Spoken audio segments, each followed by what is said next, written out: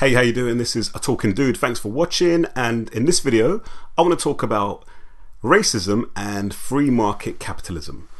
Remember to subscribe to the channel and also check me out on Twitter. It's at AtalkingDude. Now, if you don't know already, I'm an advocate of free market economics, of individual liberty, of free association, generally speaking, and I believe that government should be limited. And what we often hear from people is that capitalism is basically an intrinsic, or racism is an intrinsic part of capitalism, of free market capitalism. The general idea, which comes, I think, from Marxism, from socialism, is that big bosses use racism to divide as part of the process of dividing and ruling the masses. If it wasn't for this false racial consciousness, then the masses would unite. The proletariat, the workers, the people will see their common, interest and will unite and will, through revolution, overthrow the bourgeoisie and will bring about a proletarian state. So that's the general idea, and I'm sure there are some ways in which that, has been true in the past and some ways in which it is true now. But I actually think that when you look around, particularly when you look through, some important historical periods, it's not free markets that have caused racism. And in fact, when you look at how governments, when you look at the actions of governments and states and whatnot through different parts of history, you find that it's they who have been preventing the markets from, people from breaking down racial barriers and racial discrimination through free interaction and free markets. I'll point you in the direction of a guy called Walter Williams, who's a brilliant economist who was associated with other people like Thomas Sowell and Milton Friedman and so forth. I'm sure some of you have probably switched off when you've heard Milton Friedman because of the shock doctrine and all that. But check out a lecture by Walter Williams, something like government and racism, or government and affirmative action, or something like that. And he makes the point, basically, looking at different points in history. He looks at, for example, he starts with one of the premises that he has is that you don't have laws against something unless people would otherwise do that thing. Yeah, so you don't prohibit something unless, without the prohibition, people would actually go about doing this thing. And I think there's a lot of truth in that. And he points out that in looking at actually how certain laws have come into to play in apartheid South Africa, for example, he points out that with apartheid South Africa, one of the things that they brought in was actually minimum wage laws. And the reason that they brought minimum wage laws in was because it wasn't the companies, it wasn't the corporations or whatever, the mining companies that wanted to bring in these minimum wage laws. It was actually special interest groups and political groups who brought them in. And you know why they brought them in? They saw that, these mines and companies were hiring more and more and more African workers, black African workers, and they saw that this was going to be a threat to the guaranteed employment of white workers. And so what they said was that, look, you need to bring in a minimum wage, because by bringing in a minimum wage, it means that the black African workers who, because of their economic circumstances, were able to work for lower wages, they were no longer able to, that was no longer a competitive advantage for them. So the companies, whereas before they would have hired these black Africans because basically they were going to work for cheaper, they were no longer able to do that because of this minimum wage thing. So if there's no,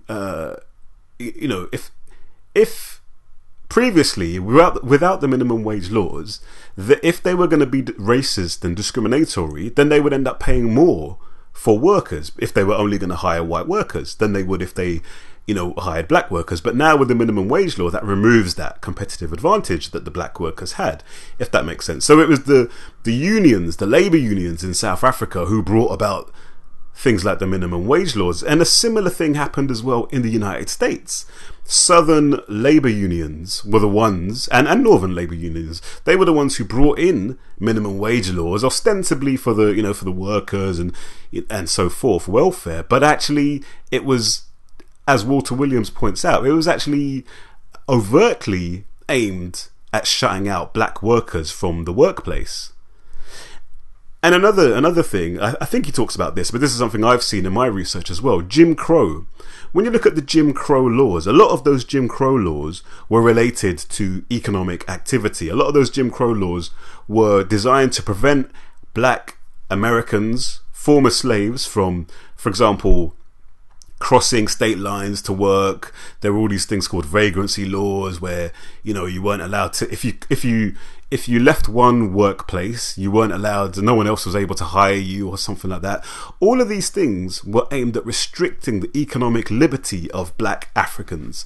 And again, it wasn't companies who were coming up with that. It wasn't businesses that were coming up with that. That was special interest groups that were using the states, the local states and the federal states to actually prop up their racial discrimination. So I'm saying, and what Walter Williams is saying, I agree with him. I'm saying that the dynamics of the market will tend to break down the effects of racial prejudice.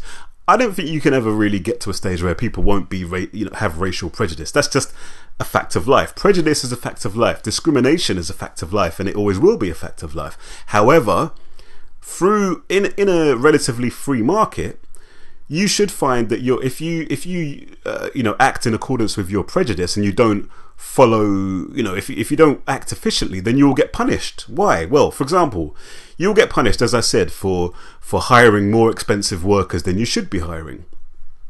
The companies would also get punished, for example, for failing to hire the best workers.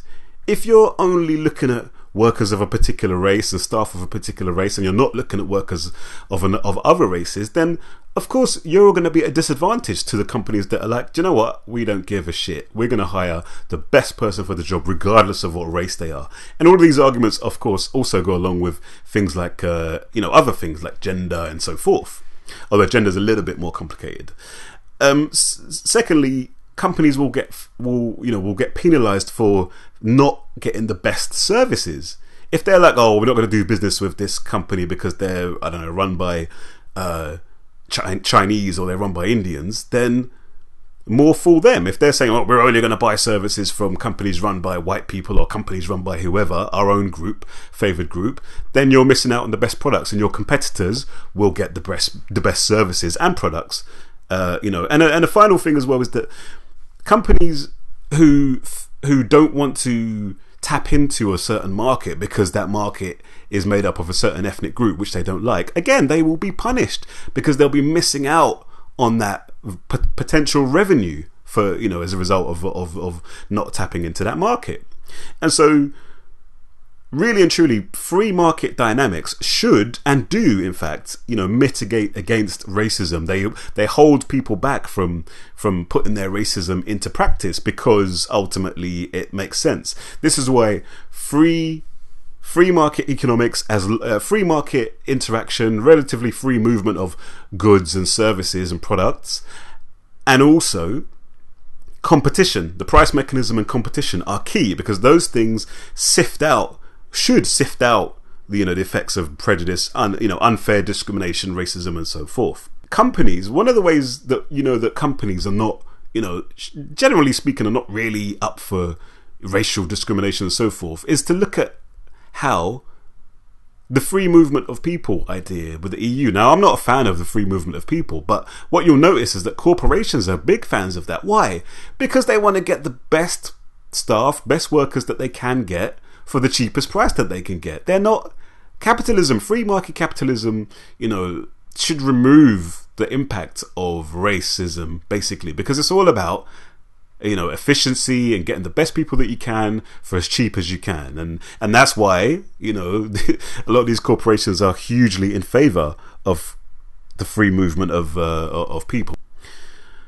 For me, the way to deal with unfair racial discrimination is what the state can do is to remove artificial barriers which prevent individuals from entering into the marketplace and exercising their freedom to associate and so forth.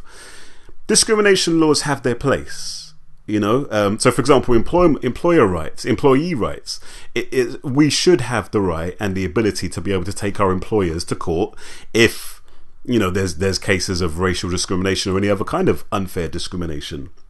But I'm not a fan of quotas. I think quotas are the idea that you've got to have, this many women or this many black people or whatever. I think that is a ridiculous notion, and it's a notion actually which empowers the government to, okay, right now it might be good if you're like, oh yeah, the government should be allowed to enforce certain racial quotas because we think that companies should have but what happens in future when someone comes into power and decides that actually we're going to use these same powers to make sure that this race does not get these kind of jobs? That's what's going to happen.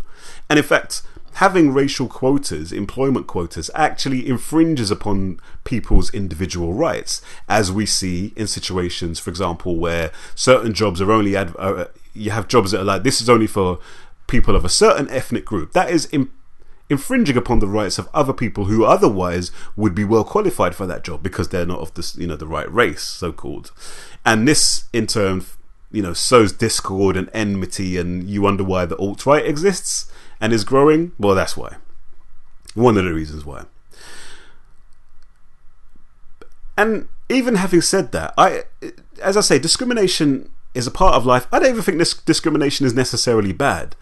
Whenever you make a choice as to who you're going to associate with, where you're going to, go, how you're going to spend your day, or, what products you're going to buy, or whatever, you're discriminating in the sense of making a choice between this and that option.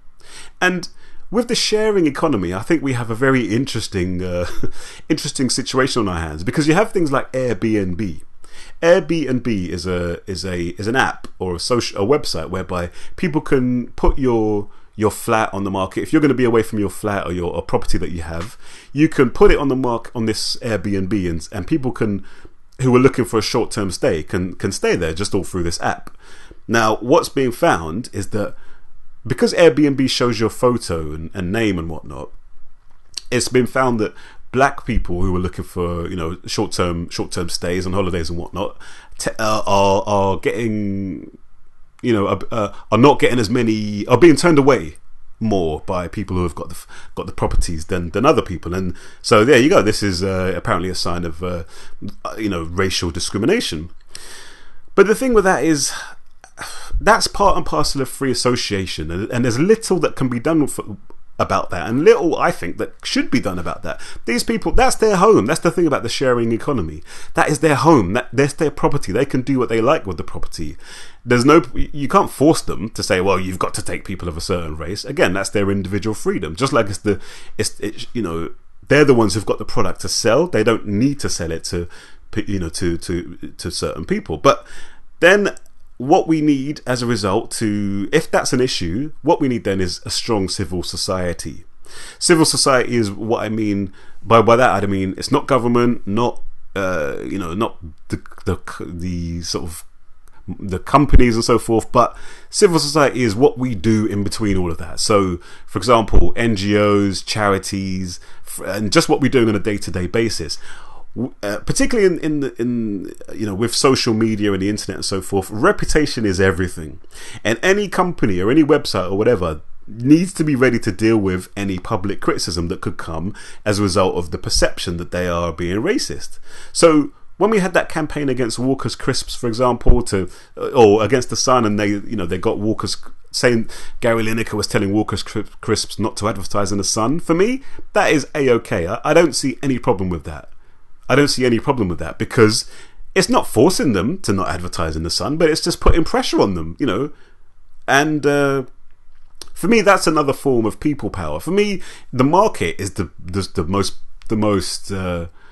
is actually people power. For me, should be. It gives us as individuals a lot of power to be able to withhold our custom, to frequent certain places, to not frequent other places, if we decide to or not. And I think the ability to also do campaigns and so forth against certain companies and so forth is another form of accountability for companies. Companies have to be held account to the market forces, so price mechanism and competition and so forth. Likewise, they should also be held to account, ready to face the shame that could come. And in actual fact, another way that companies can respond to this kind of thing is to say, do you know what? Look, it will do us good for our reputation if we're seen to be working against racism and so forth. So the companies, Airbnb, for example, could say, look, we're going to take photos off because we don't want to unwittingly contribute to racism. That could result in them getting a lot of social and public kudos and, their market share going up and so forth. It could backfire. But that's just the nature of a free society, of people being able to associate freely. Let me summarize.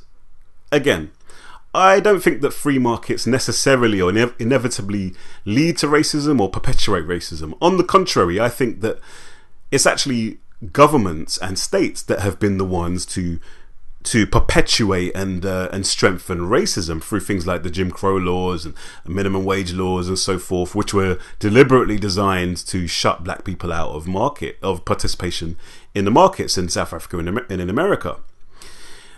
The state should limit itself to protecting people's individual rights, such as the freedom of association and the right to fight against unfair dismissal and so forth. That's all good, but I'm against any kinds of quotas or anything like that.